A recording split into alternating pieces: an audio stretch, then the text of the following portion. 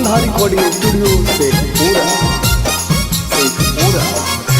हाथावा के कंगनवा यौरो चूड़ियो दिल कई तोड़।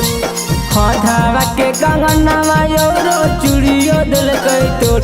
हमर पातर बालमुआ मारा मारे बड़ी जोड़। हमर पातर सजनवा मारा मारे बड़ी जोड़। हाथावा के कंगनवा यौरो चूड़ियो दिल कई तोड़। हाथावा के कंगनवा यौरो चूड़ियो दिल कई तोड़।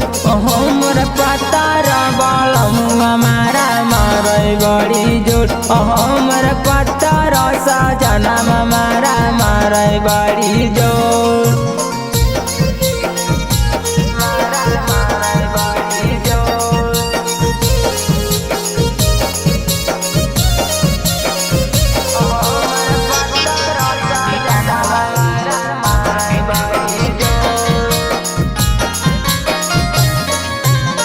छोड़ नहीं बलमुआ कितना करिए दाया दाया गे।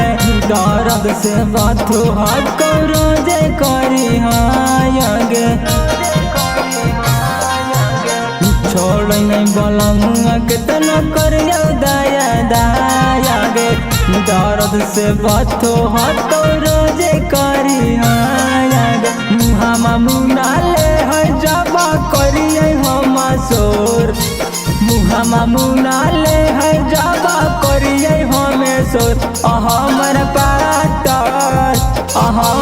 पातर सजनवा मारा मारे बड़ी जोड़। हमर पातर बालमुआ मारा मारे बड़ी जोड़।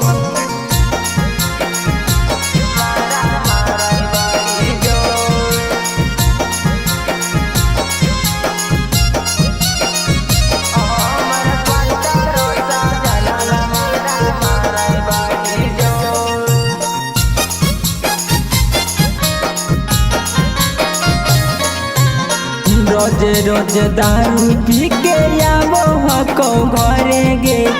देखी के रहन बिकु के जुआ गेल जहर गे। रोज रोज दारू पी के आबो हको घरे गे। देखी के रहन बिकु के जुआ गेल जहर गे।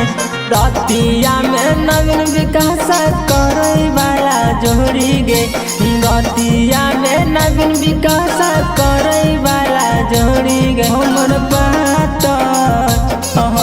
पातर सजनवा मारा मारे बड़ी जोड़। हमर पातर सजनवा मारा मारे बड़ी जोड़।